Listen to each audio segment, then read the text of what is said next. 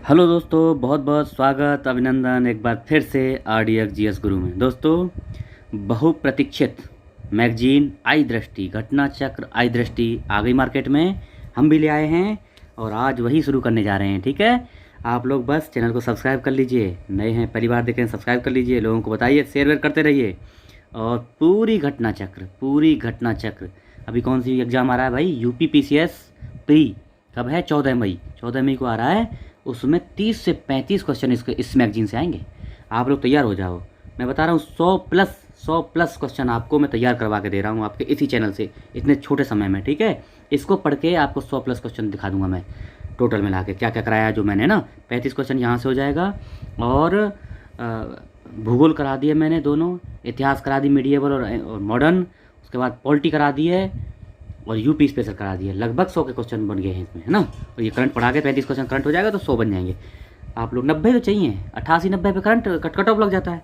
तो आप लोग देखो, इसको शेयर करिए, लोगों को बताइए और चलिए आज शुरू कर रहे हैं बहुत प्रतीक्षित, जिसका इतने दिनों से इंतजार कर रहे थे। पूरा गागर में सागर, सब कुछ ब्रीफ करूँगा, एकदम फुल ब्रीफ करूँगा। ठीक है, चलो तो शुरू करते हैं घटना चक्र का आई दृष्टि।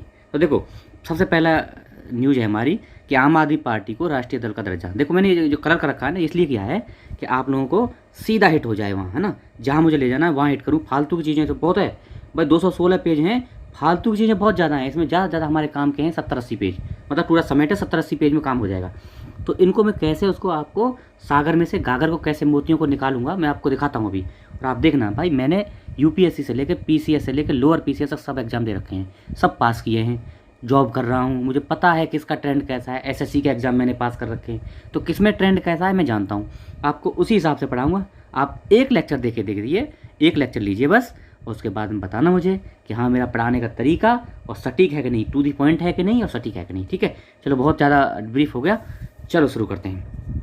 देखो अभी जो है, देखो सबसे पहले ये चीज़ याद रखना, चुनाव चिन्ह आरक्षण और आवंटन आदेश 1968 का है। ये पूछ लेगा PCS में कि कब का है, 1968 का है। इसी के तहत ये आम आदमी पार्टी को राष्ट्रीय पार्टी का दर्जा दिया गया है। अब राष्ट्रीय पार्टी मिलने के लिए 3 कंडीशन होती हैं। देखो क्या क्या होती हैं।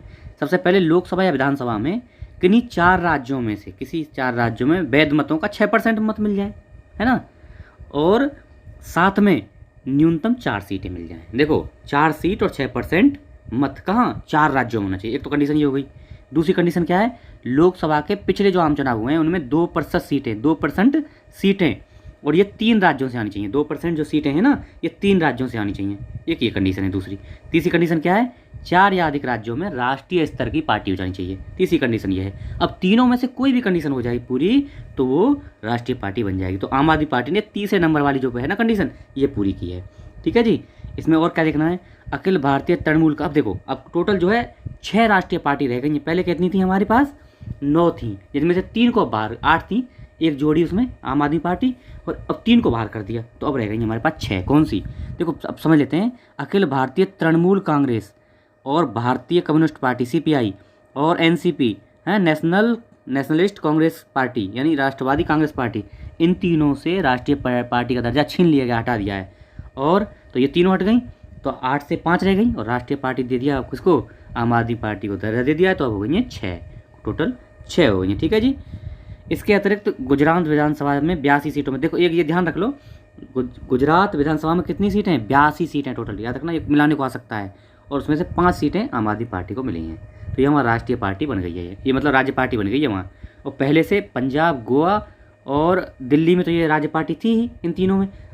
अब गुजरात में बन गई, तो 4 पार्टी में 4 राज्यों में ये जो है राज्य स्तरीय पार्टी बन गई, इसलिए इसको राष्ट्रीय पार्टी का दर्जा दे दिया। देखो कौन कौन सी हैं, Indian national Congress, BJP, BSP और ये CPIM communist party of India, मार्क्सवादी, और NPP नेशनल पीपल्स पार्टी, और आप हो गई। ठीक है, 6 पार्टी। ठीक, अलग देखो। अगला है वाइब्रेंट विलेज प्रोग्राम। ये क्या है, ये क्या है, 2022-23 के बजट में ये क्या है, एक प्रोग्राम शुरू किया है, वाइब्रेंट विलेज प्रोग्राम। इसके तहत क्या होगा, जो हमारी ईस्टर्न सेक्टर की जो चीन के साथ लगी सीमा है ना, उनसे संबंधित जो राज्य हैं उनके गाँव को डेवलप करना, है ना, ये इसका प्रोग्राम है। इसके तहत ये लगाया। तो वाइब्रेंट विलेज कार्यक्रम के तहत कब शुरू हुआ, 2023 में 10 अप्रैल में शुरू किया। कहाँ से, अमित शाह ने शुरू किया। एक याद रखना, अमित शाह ने शुरू किया है, अमित शाह गृह मंत्री हमारे, उन्होंने शुरू किया। कहाँ से? अरुणाचल प्रदेश का जिला पड़ता है अंजाव, अंजाव जिले के किबिथू गांव। किबिथू गांव क्या है? सबसे पूर्वी गांव भी है, याद रखना। वहीं से शुरू किया है ये वाइब्रेंट विलेज प्रोग्राम। कहाँ से? अरुणाचल प्रदेश के किबिथू गांव से। ठीक है, याद रखना, बहुत इंपॉर्टेंट है। अच्छा, इसमें क्या किया जाएगा? ये 2000 वित्त वर्ष 2022-23 से लेके और कब तक? 25-26 तक इसका टाइम है। 22-23 से लेके 25-26 तक टाइम है। 4800 करोड़ खर्चा होगा। कहाँ कहाँ, कौन कौन से? देखो, 3 तो स्टेट हो गए। कौन से? अरुणाचल प्रदेश, उसके नीचे सिक्किम आ गया, फिर हिमाचल प्रदेश, उत्तराखंड। 4 हो गए ना, 4 स्टेट हो गए, हिमाचल प्रदेश, अरुणाचल प्रदेश, सिक्किम और उत्तराखंड। और एक हो गया लद्दाख। क्या लद्दाख क्या है? हमारा यूटी हो गया, अभी यूनियन टेरिटरी। टोटल 2967 गाँवों को शामिल किया जाएगा। पहले चरण में 662 गाँवों को शामिल किया जा रहा है। ठीक है, अभी के लिए इफेक्ट है। अब देखो, वाइब्रेंट विलेज एक्शन प्लान ग्राम पंचायतों की सहायता से ग्राम प्रशासन द्वारा निर्मित किया जाएगा। मतलब इसको ग्राम पंचायतें इसको पूरा करेंगी। ठीक है जी, चलो अब देखते हैं। एक मिनट सेट कर लेता हूँ पहले। हाँ जी, 200 सेट कर ले। चलो एक मिनट, चलिए, गुड, ओके। हाँ, मेघालय के पूर्व गृह मंत्री कौन? डीजीपी। अच्छा देखो, कहाँ चले गए हम लोग, आगे चले गए। चलो ठीक, ये हो गया कंप्लीट, हमारा वाइब्रेंट विलेज प्रोग्राम खत्म हो गया। अच्छा हाँ, अब देखो, मेघालय, नागालैंड और त्रिपुरा, इसमें विधानसभा चुनाव हुए हैं। कहाँ कहाँ हुए हैं? मेघालय, नागालैंड और त्रिपुरा। इसमें फैक्ट क्या क्या याद रखने वो देख लेना। मेघालय, नागालैंड, त्रिपुरा में 3 जगह चुनाव हुए। तो मेघालय के बारे में पढ़ते हैं। मेघालय में 59 सीट, टोटल सीट 60, जिसमें से एसटी के लिए 59 सीट हैं। इसमें सोहिंग्योंग निर्वाचन क्षेत्र है, वहाँ पर चुनाव स्थगित होगा। क्यों? क्योंकि वहाँ का प्रत्याशी की मृत्यु हो जाती है, इसलिए 59 सीटों पर ही चुनाव हुआ मेघालय में, याद रखना, 60 सीटों में से 59 में। ठीक है, अच्छा, एक मृत्यु हो जाने के कारण। अच्छा, यूडीपी, यूनाइटेड डेमोक्रेटिक पार्टी के एचडीआर लिमदोंग के निधन के कारण, ये लोग थे, एचडीआर लिमदोंग, इनकी मृत्यु हो जाती है, जिस कारण वहाँ पर चुनाव नहीं हुआ। 59 जगह ही चुनाव हुआ। तो 55 सीटें किसके लिए? एसटी के लिए आरक्षण है। ठीक है जी, चलो अब देखो, कोनराड के संगमा दूसरे कार्यकाल के लिए मुख्यमंत्री। कहाँ के? मेघालय के मुख्यमंत्री कौन? कोनराड के संगमा। लेकिन एक चीज़ और याद रखना, थॉमस ए संगमा, ये जो है विधानसभा अध्यक्ष कौन? थॉमस ए संगमा। कॉनराड के संगमा कौन है? मेघालय के मुख्यमंत्री बने। बस इतना याद रखना। आगे चलो, अब देख लेते हैं नागालैंड में भी 60 सीटें, 59 सीटों के लिए चुनाव, 59 सीटें एसटी के लिए आरक्षित हैं, है ना। तो इसमें हाँ, इसमें क्या हुआ? इसमें भी 59 ही सीटों पर निर्वाचन हुआ है इसमें नागालैंड में। क्यों? क्योंकि एक जो सीट है ना, अकुलुटो निर्वाचन क्षेत्र जो यहाँ पे क्या है, काजेती क्या नाम है, किनिमी, ये निर्विरोध विजयी हुए हैं, इसलिए एक जगह पे इलेक्शन नहीं हुआ है। नेशनल डेमोक्रेटिक प्रोग्रेस पार्टी, कौन सी? एनडीपीपी, इसको जो है बहुमत मिला है। 2023 के आम चुनाव में नागालैंड के इतिहास में पहली बार कोई महिला विधायक, इंपॉर्टेंट है, बहुत इंपॉर्टेंट फैक्ट है, पहली बार कोई महिला विधायक निर्वाचित हुई है। क्या नाम है उनका? एनडीपीपी की, उसी की, नेशनल डेमोक्रेटिक प्रोग्रेसिव पार्टी की हैं हेकानी जखालू, पहली महिला, किसके? नागालैंड के इतिहास में पहली महिला हेकानी जखालू चुनी गई हैं। ठीक है, और दूसरी भी हैं, एक अन्य 2 महिलाएं चुनी गई हैं। एक अन्य महिला कौन सी हैं? सलहोतु ओनुओ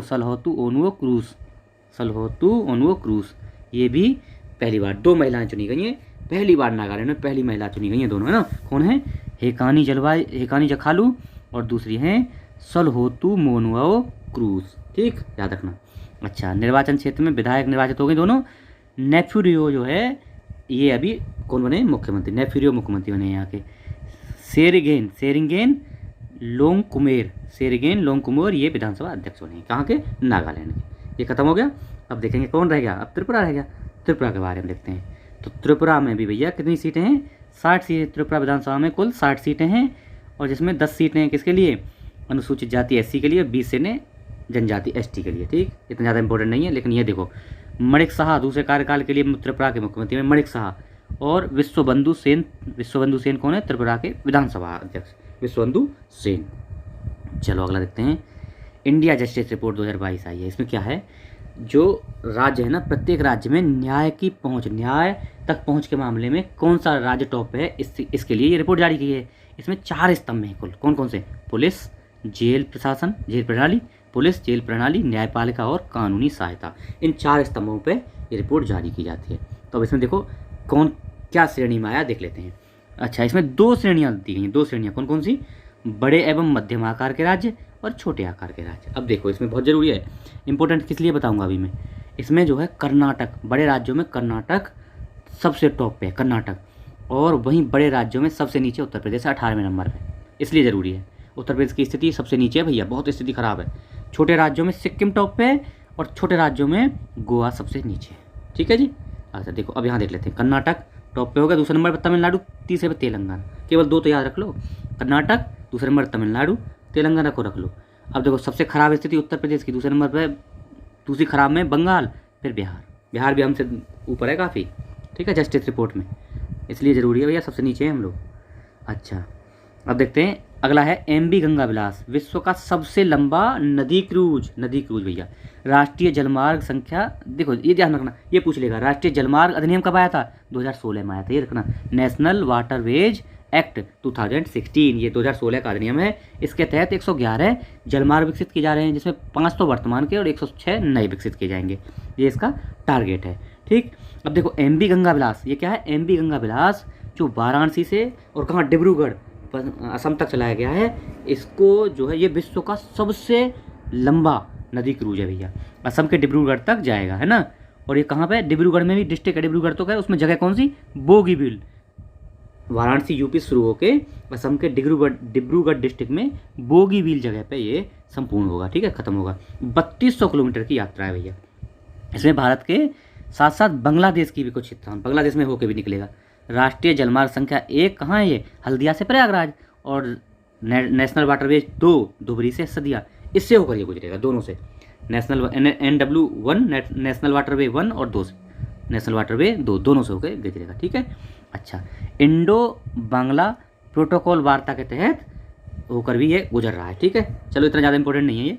बांग्लादेश में ढाका ढाका सहित 50 पर्यटन स्थलों का यह भ्रमण करेगा। ढाका होकर भी जाएगा राजधानी उसकी, और 50 पर्यटन स्थलों से होकर गुजरेगा। ये फैक्ट नहीं कुछ।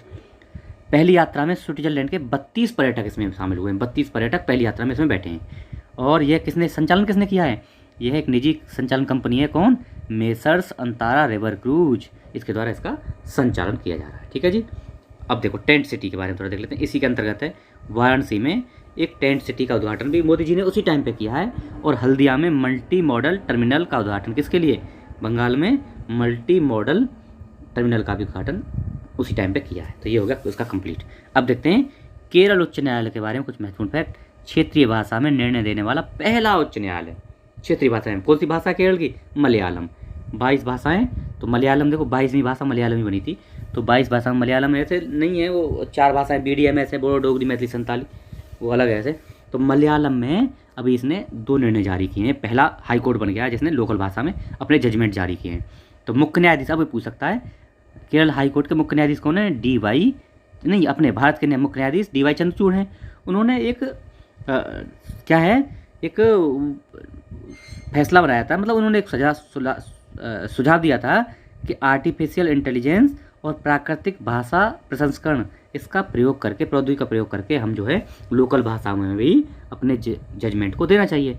इसी के लिए अब देखना, इसी की जांच के लिए, इसी पे अपने जो निर्णय का मतलब कहाँ तक ये हो सकता है, इसको देखने के लिए न्यायमूर्ति अभय ओका की अध्यक्षता में एक समिति बनाई थी। किसने? उच्चतम न्यायालय बनाई है। देखना, गवर्नमेंट ने नहीं बनाई है, सुप्रीम कोर्ट ने इसी की जांच के लिए कि हाँ ये कितना सही हो सकता है, इसको कैसे इंप्लीमेंट किया जा सकता है, इसके लिए अभय ओका की अध्यक्षता में न्यायमूर्ति हैं अभय ओका, उनकी अध्यक्षता में एक समिति का गठन किया गया है, ठीक है, ध्यान रखना, ये पूछ सकता है। अब देखो मलयालम में निर्णय प्रकाशित करने वाला पहला हाईकोर्ट हो गया केरल उच्च हाईकोर्ट, केरल हाईकोर्ट हो गया, ठीक है। अच्छा, मुख्यमंत्री, अब इसके मुख्य न्यायाधीश देख लो, क्या है? मणिकुमार। कौन है? मणिकुमार। किसके? केरल हाईकोर्ट के मुख्य न्यायाधीश हैं मणिकुमार, ये पूछ सकता है, ठीक है, मणिकुमार, याद रखना, मणिकुमार। अगला देखो, दो इसमें जजमेंट दिए हैं, तो यह इतना इंपॉर्टेंट तो है नहीं, लेकिन फिर भी देख लो। वाहन क्रय पे दिया है, वाहन क्रय ऋण पे दिया है, और चेक डैम निर्माण के लिए भी दिया है। इन 2 पे जजमेंट अभी दिया, तो इतना इंपॉर्टेंट नहीं है। अब देखो, ये देखो, गौरतलब है फरवरी 2023 में पहली बार सर्वोच्च न्यायालय ने आर्टिफिशियल इंटेलिजेंस और प्राकृतिक भाषा संस्करण, क्या बोलते हैं इसको, NLP का प्रयोग करके मौखिक बहस के लाइव प्रतिवेदन यानी लाइव स्ट्रीमिंग, लाइव ट्रांसमिटिंग कब की थी, फरवरी 2023 में। इन्हीं का यूज करके सुप्रीम कोर्ट ने पहली बार फरवरी 2023 में लाइव स्ट्रीमिंग भी की थी। तो ये एक अलग से फैक्ट हो गया।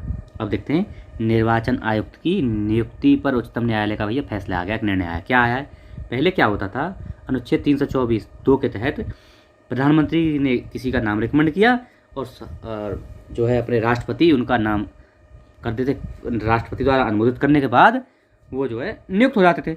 लेकिन इसमें अभी विवाद हो गया, जो अभी हमारे मुख्य निर्वाचन आयुक्त हैं उन पर विवाद हो गया। वो विवाद में हम नहीं पढ़ते हैं कि चल थोड़ा सा मैं बता देता हूँ बैकग्राउंड क्या हुआ है। तो उनकी 1 दिन के अंदर ही 2 दिन के अंदर ही फाइल चली गई और वो सेलेक्ट हो गए भैया, निर्वाचित भी हो गए। तो इसमें सुप्रीम कोर्ट में एक रिट दायर की, इसी के तहत जो है सुप्रीम कोर्ट ने फैसला दिया है। अब देखते हैं क्या है, अब देखते हैं कोई विशिष्ट विधायी प्रक्रिया नहीं है अब तक के लिए। क्या है, ये जो मुख्य निर्वाचन आयुक्त और आयुक्तों की नियुक्ति के लिए कोई विधायी प्रक्रिया अभी तक नहीं है, इसलिए अभी सुप्रीम कोर्ट ने एक जो है कमेटी बनाई है। क्या है कमेटी, क्या बनाई है, सुप्रीम कोर्ट के मुख्य न्यायाधीश, विपक्ष के नेता और प्रधानमंत्री, इन तीनों की एक कमेटी बनेगी। ये नाम सेलेक्ट करके देंगे, उसको राष्ट्रपति नियुक्त करेंगे। लेकिन अभी देखो एक स्थिति आ रही है इसमें, विपक्ष में नेता कोई है ही नहीं, तो विपक्ष में सबसे बड़ा जो दल है उसका जो नेता है वही विपक्ष का नेता मान लिया जाएगा। अभी की स्थिति है, ठीक है। ये कब तक लागू रहेगी, जब तक लागू रहेगी जब तक कोई संसद इस पर कानून नहीं बना देती, ठीक है। तो देखो 5 सदस्यीय, देखो संविधान पीठ ने ये फैसला दिया है, ये जो फैसला दिया है 5 सदस्यीय संविधान पीठ जो है ना, कभी भी 5 सदस्यों की ही होगी। संविधान पीठ 5 से कम जजों की नहीं हो सकती है। तो उन्होंने फैसला दिया है ना, दोनों के मुख्य चुनाव आयोग, तो चुनाव आयोग दोनों का ऐसे होगा, दोनों का निर्वाचन ऐसे होगा। ऐसे नहीं है कि केवल मुख्य निर्वाचन आयुक्त का होगा, दोनों का ही होगा, ठीक है, याद रखना। अच्छा, प्रधानमंत्री, लोकसभा में विपक्ष का नेता और भारत के मुख्य न्यायाधीश, बताई दिया मैंने आपको। अच्छा, जब तक संसद संविधान के अनुच्छेद 324 के तहत कोई विधि नहीं बना लेती तब तक ये चीज़ चलती रहेगी। ये हो गया हमारा complete. Annual state of education report, इसको बोलते हैं असर रिपोर्ट। असर नाम से एक रिपोर्ट आई है। क्या होता है असर का मतलब, annual status of education report. असर कौन जारी करता है, एक एनजीओ है, क्या, प्रथम नाम का एनजीओ है, वो जारी करता है। तो क्या है भैया, बहुत तगड़े आंकड़े आए हैं। 6 से 14 वर्ष की आयु के बच्चों में नामांकन दर जो है पिछले 15 वर्ष की तुलना में 95% से ऊपर रही है। मतलब इतने 95% से ज़्यादा बच्चे का नामांकन हो रहा है। तो अच्छी बात है, ये तो बहुत अच्छी बात है। लेकिन स्थिति यहाँ थोड़ी ख़राब है। 11 से 14 वर्ष की आयु की स्कूल में अनामांकित लड़कियों की संख्या गिरकर 2%, ये भी अच्छी चीज़ है, 2% रह गई है। मतलब 11 से 14 वर्ष की जो लड़कियां हैं ना, उनके जो नामांकन की गए, पहले कितनी थी, 4.1% रहता था 18 तक, लेकिन अभी 2% ऐसी लड़कियां हैं जिनका नामांकन नहीं हो रहा है। ये भी हम कम कर लेंगे। लेकिन यह आंकड़ा यूपी के मामले में 4% है, अब भी 4% है यूपी के मामले में। ये पूरे इंडिया में 2% लड़कियां हैं जिनका नामांकन नहीं हो रहा है 11 से 14 वर्ष की, लेकिन यूपी में 4% है भैया। ये स्थिति ख़राब है यूपी की, ठीक। अच्छा, ज़्यादा इसमें फैक्ट इतने नहीं है, बस कौन जारी करता है वो देख लो और क्या है। चलो आगे देखते हैं 2020 में। अच्छा ये ठीक है, अब हम दूसरा फैक्ट पढ़ रहे हैं अभी। हुबली जंक्शन के बारे में पढ़ेंगे। विश्व का सबसे लंबा रेलवे प्लेटफॉर्म बन गया है, कौन, हुबली।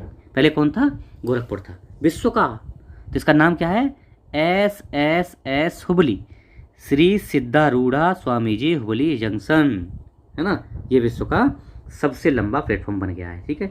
इसका प्लेटफॉर्म नंबर 8 है, याद रखना। प्लेटफॉर्म नंबर कितना है, 8, सबसे बड़ा है लंबा विश्व का। कितना लंबा है, 1507 मीटर है। देखो विश्व के सबसे लंबे प्लेटफॉर्म देख लेते हैं, कुछ 2-3 ही देख लेंगे। हुबली हो गया एक, तो हुबली जंक्शन कर्नाटक में पड़ता है, 1507 किलोमीटर। दूसरा गोरखपुर का हो गया, उत्तर प्रदेश का हो गया, 1366.33 किलोमीटर। और कोल्लम है तीसरा, कोल्लम केरल का, कितना, 1180, ठीक, याद रखना, इतना ही बहुत है। अब देखो ये देखो विदिशा, इंपॉर्टेंट फैक्ट है ये। विदिशा क्या हुआ है, 5G तकनीकी लागू करने वाला पहला आकांक्षी जिला। ये आकांक्षी क्या है, आकांक्षी जिला एक प्रोग्राम है, क्या है, 2018 में आकांक्षी जिला कार्यक्रम यानी ADP एस्पिरेशनल डिस्ट्रिक्ट्स प्रोग्राम चलाया गया था। किसने, केंद्र सरकार ने चलाया है ना। 2018 में प्रधानमंत्री जी ने चलाया था, ये नरेंद्र मोदी जी ने लिखा हुआ है ना, ठीक है। इसमें टोटल 112 आकांक्षी जिले हैं, जिनमें 8 उत्तर प्रदेश के। कौन कौन से हैं, बहराइच, बलरामपुर, चंदौली, चित्रकूट, फतेहपुर, श्रावस्ती, सिद्धार्थनगर, सोनभद्र। ये जो है 8 यूपी के हैं 112 में टोटल। ये भी आ सकता है, देख लेना। विदिशा कहाँ MP में पड़ता है। स्टार्टअप्स द्वारा प्रस्तावित नवाचारी 5G तकनीकी वाला भारत का पहला आकांक्षी जिला बन रहा है। कौन? विदिशा। बस इतना इंपॉर्टेंट है बस। विदिशा कहाँ है? मध्य प्रदेश में, मैंने बताया दिया। कोल्लम, अब देखते हैं अगला फैक्ट। कोल्लम भारत का पहला संविधान साक्षर जिला। कोल्लम केरल का एक जिला है, पहला, मतलब यहाँ के सभी लोग संविधान के बारे में बेसिक जो चीज़ें हैं सब जानते हैं, साक्षर हो गए संविधान के बारे में, ठीक है। कोल्लम जिला, केरल के कोल्लम में भारत का पहला संविधान साक्षर जिला बन गया है। संविधान साक्षरता के लिए एक अभियान चलाया गया था, क्या था नाम? द सिटीजन 2022, सिटीजन 2022, ये एक क्या था? प्रोग्राम था, इसी के तहत ये हुआ है। अच्छा, इसमें कुछ चीज़ें हैं, कैसे कैसे करते हैं थोड़ा देख लेना, एक दो फैक्ट मैं बताऊंगा अब इसके बारे में। इसमें क्या है? 10 वर्ष से अधिक आयु के 23 लाख लोगों को संविधान के विभिन्न पहलुओं के बारे में शिक्षित किया है। 10 वर्ष, देख लेना, 10 वर्ष, 8 वर्ष नहीं 7 वर्ष बोलेगा ऐसा कुछ नहीं, 10 वर्ष से ऊपर वाले हैं सभी, ठीक है, याद रखना, ये थोड़ा फैक्ट था। इसके अंतर्गत शामिल 200 शिक्षकों को, 200 जो ट्रेनर्स थे उनको क्या ना? सीनेटर, 200 जो ट्रेनर थे उनको सीनेटर कहा गया। थोड़ा सा नॉर्मल फैक्ट है, ज़्यादा इंपॉर्टेंट नहीं। अब देखो अगला है राष्ट्रीय ग्रीन हाइड्रोजन मिशन। ये शुरू किया है भारत सरकार ने। 2047 तक हम जो है ऊर्जा क्या इंडिपेंडेंट, स्वतंत्र लिख रहा है, इंडिपेंडेंट वो वाला लिख दिया गया। इंडिपेंडेंट मतलब यहाँ आत्मनिर्भर है। 2047 तक हम ऊर्जा में पूर्ण रूप से आत्मनिर्भर बन जाएंगे, ये बोलता है, ठीक है। अच्छा, हरित हाइड्रोजन एक सक्रिय भूमिका निभाएगा किसमें? इसी में, एनर्जी इंडिपेंडेंट बनने में। और इसी के तहत हम जो है 2070 का हमारा क्या है? 0 कार्बन का हमारा लक्ष्य है, उसको भी हम पूरा कर लेंगे, ये भी हमारा एक टारगेट है, ठीक है। उत्सर्जन हासिल करने का लक्ष्य जो है उसको पास कर लेंगे, ये हमारा। अब देखो 4 जनवरी 2023 को प्रधानमंत्री नरेंद्र मोदी की अध्यक्षता में राष्ट्रीय ग्रीन हाइड्रोजन मिशन लागू किया गया, मतलब ये जो है पास किया गया, इसको मंजूरी प्रदान की गई जनवरी में, राष्ट्रीय ग्रीन हाइड्रोजन मिशन। इसमें 19,744 करोड़ रुपए की लागत आएगी और 2030 तक कुछ हमारे वो हैं लक्ष्य, क्या क्या हैं देख लेते हैं। लगभग 125 जो गीगावाट बिजली है वो हम रिन्यूएबल एनर्जी से प्राप्त करेंगे, एक तो ये लक्ष्य है। दूसरा क्या है? कम से कम 5 ट्रिलियन टन हरित हाइड्रोजन प्रतिवर्ष हम उत्पादित करेंगे, ये हमारा टारगेट है, ठीक है जी। चलो अलग से वायनाड के बारे में। वायनाड क्या है? राहुल गांधी जी के लिए बहुत फेमस है। राहुल गांधी जी का क्या है? संसदीय क्षेत्र जहाँ की उनकी अभी सदस्यता चली गई है, वही है वायनाड। सभी जनजातियों को बुनियादी दस्तावेज प्रदान करने वाला पहला जिला, मतलब सभी के लिए। देखो इसमें एक पहल चलाई गई थी, Akshay big campaign for document digitalization, ABCD बोलते हैं इसको। तो इसी के तहत डिजी लॉकर की सहायता से, डिजी लॉकर पर इन सभी लोगों के लिए जो डॉक्यूमेंट है ना, बेसिक डॉक्यूमेंट, कैसे? जैसे आधार कार्ड, लाइसेंस, ये है ना, आधार कार्ड, लाइसेंस, राशन कार्ड, जन्म प्रमाण पत्र, मृत्यु प्रमाण पत्र, पहचान ID, ये सबको डिजी लॉकर पे रख दिया गया, किसमें? वायनाड में। तो ये डिजिटल ये हो गया, इतना सा बस इसमें बारे में ज़्यादा जानने की जरूरत नहीं है। भारत की सबसे लंबी एस्केप टनल, इंपॉर्टेंट, बहुत इंपॉर्टेंट है।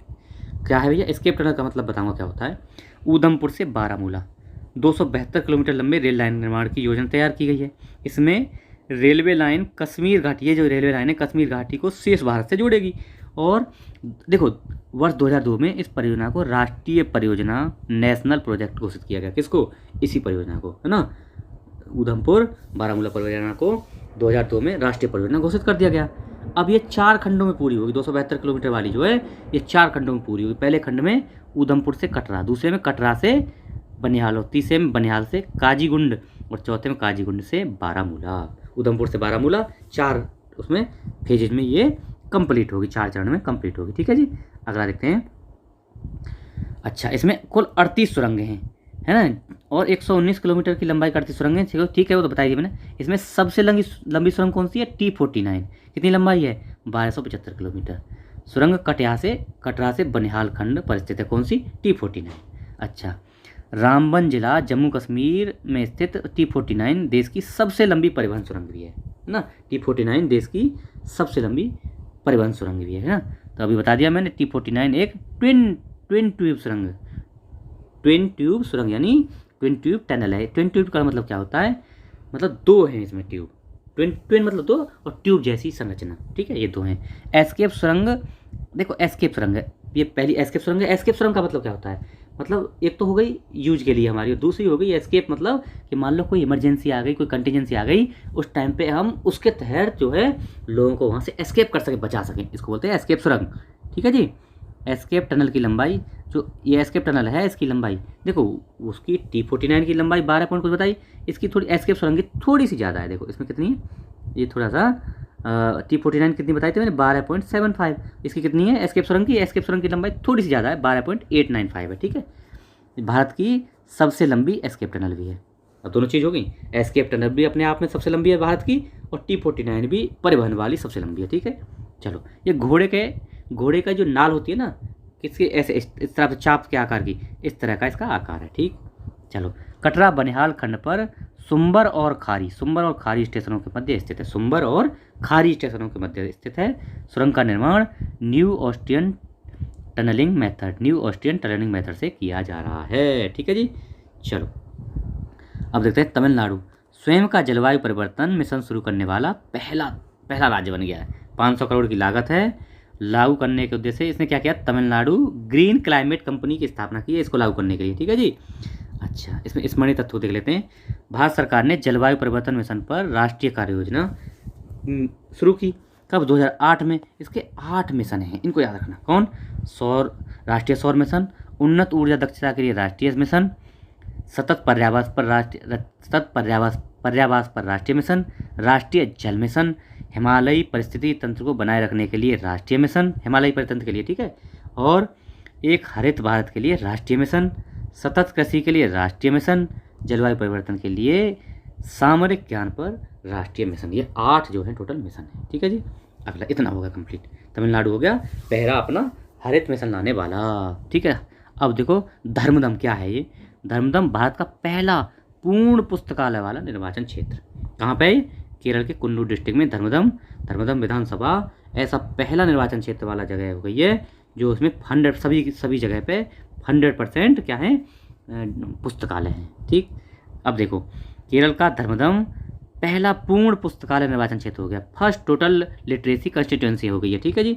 ये इंपॉर्टेंट फैक्ट था, याद रखना। अच्छा, इसी में और देख लेते हैं, प्रत्येक स्थानीय निकाय बोर्ड में, यानी मतलब इसके प्रत्येक स्थानीय निकाय बोर्ड में पुस्तकालय है, इसकी बात सीधी सी ये है बस। अच्छा, अभी देखो पीएन पणिक्कर केरल के पुस्तकालय आंदोलन के जनक माने जाते हैं। कौन, पीएन पणिक्कर, ओके। अब लेते हैं, विश्व का पहला पाम लीफ पांडुलिपि संग्रहालय, इंपॉर्टेंट है ये भी। विश्व का पहला पाम लीफ पांडुलिपि संग्रहालय कहाँ पे है, तिरुवनंतपुरम केरल में बनाया गया है। ये भी पहले ताड़ के पत्ते पर ये क्या है लिखा हुआ, पांडुलिपि संग्रहालय, वर्ल्ड्स फर्स्ट पाम लीफ क्या है, ये मैन्युस्क्रिप्ट म्यूजियम है, ठीक है जी। कहाँ, तिरुवनंतपुरम में, ओके। भारत का सबसे बड़ा क्या तरल अपशिष्ट उपचार संयंत्र कहाँ पे है भैया, ये बनाया जा रहा है मुंबई में। तरल अपशिष्ट वर्षा जल अपवाह और मानव गतिविधियों से उत्पन्न, देखो तरल अपशिष्ट क्या होता है, तरल अपशिष्ट वर्षा जल अपवाह मानव गतिविधियों से उत्पन्न दूषित जल का दूषित रूप है, इसे सीवेज भी कहते हैं, ठीक है। इसी के उपचार के लिए नहीं सॉरी माफ करना, मुंबई में नहीं, तिरुपति नगर निगम आंध्र प्रदेश में फाइटोरेट तकनीकी, कौन सी फाइटोरेट तकनीकी द्वारा तिरुपति में आंध्र प्रदेश में ये बनाया जा रहा है। इसके देश के सबसे बड़े तरल अपशिष्ट के रूप में इसको जाना जाएगा, किसको, इसी को।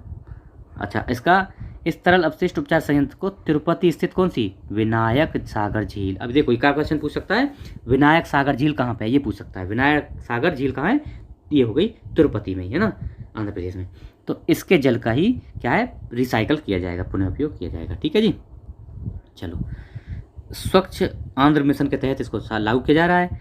फाइटोरेट तकनीकी का इसमें यूज किया जा रहा है। इसमें दो उसका अनुसंधानों का जो ऑर्गेनाइजेशन है उनका यूज है। कौन कौन से औद्योग, एक तो है CSIR, सेंट्रल क्या बोलते हैं इसको, हाँ, वैज्ञानिक और औद्योगिक अनुसंधान परिषद CSIR। दूसरा है नीरी, पर्यावरण पर्यावरण अभियांत्रिकी अनुसंधान संस्थान नीरी, नागपुर वाला। इन दोनों का इसमें रोल है। और देखो ये दोनों ही जो है ना पृथ्वी विज्ञान मंत्रालय के अंदर काम करते हैं। एशिया का सबसे बड़ा सीवेज उपचार संयंत्र, देखो ये तो बना लिया गया है, लेकिन एशिया का सबसे बड़ा ये निर्माण दिल्ली में किया जा रहा है। मतलब ये एशिया का, दिल्ली वाला जब कंप्लीट हो जाएगा ना, देखो ये जो है तिरुपति वाला, ये भारत का पहला है, सबसे बड़ा हो गया। लेकिन जब ये दिल्ली वाला तैयार हो जाएगा तो ये एशिया का सबसे बड़ा हो जाएगा। ध्यान रखना, अभी तैयार नहीं है, हो रहा है, इसमें काम चल रहा है। हाउसिंग सोसाइटी के लिए भारत का पहला सौर संयंत्र कहाँ पे, ये है TPREL यानी Tata power renewable energy limited, और मुंबई स्थित क्या विवेरियन कंडोमिनियम, ये क्या है, इनके बीच में एक समझौता हुआ है। और ये क्या है, विवेरियन कंडोमिनियम, ये क्या है, एक ये है हाउसिंग सोसाइटी है। तो यहाँ पे पहला सौर संयंत्र स्थापित किया जा रहा है स्वच्छ ऊर्जा के लिए, काम के लिए। विवेरिया कंडोमिनियम क्या है, ये भारत के पहले ग्रुप कैप्टिव सौर संयंत्र का यहाँ पे निर्माण किया जा रहा है। ठीक है, इतना है बस। अच्छा, ये विवेरिया कंडोमिनियम घरेलू उपयोग हेतु कैप्टिव सौर ऊर्जा का प्रयोग करने वाली देश की पहली आवासीय सोसाइटी बन जाएगी। कौन? विवेरिया कंडोमिनियम। कहाँ पे? मुंबई में है, पहली आवासीय सोसाइटी बन जाएगी। ओके, ये याद रखना। अगला देखते हैं, केरल देश का पहला पूर्ण डिजिटल बैंकिंग राज्य। केरल जो है ऐसा पहला राज्य है जो पूर्ण रूप से डिजिटल हो गया है। डिजिटल बैंकिंग, किसी भी व्यक्ति के खाते में व्यक्तिगत रूप से 24/7 उसको बैंकिंग सुविधाएं मिले, ये डिजिटल बैंकिंग है। इसी में केरल जो है 100% बैंकिंग प्राप्त करने वाला पहला राज्य बन गया है। केरल द्वारा भारतीय रिजर्व बैंक की डिजिटल भुगतान क्या पारिस्थितिकी तंत्र का विस्तार और गहनता के कार्यक्रम के तहत इस योजना को लागू किया गया है। इसमें अच्छा, ये तो हो गया, केरल जो है पहला डिजिटल राज्य बन गया है ना। अच्छा, अब एक चीज़ और देखना, 2021 में त्रिशूर, ये भी केरल का ही डिस्ट्रिक्ट है, इस योजना के तहत डिजिटल बैंकिंग लागू करने वाला केरल का पहला जिला बना था।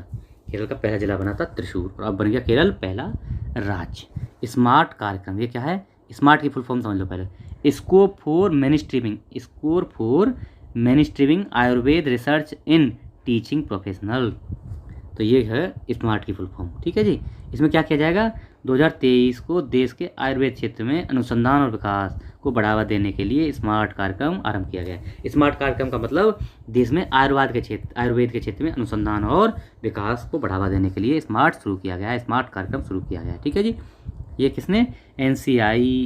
NCISM यानी national commission for Indian system of medicine, और CCRAS central council for research in Ayurvedic sciences, इसके संयुक्त रूप से इसमें लागू किया गया है।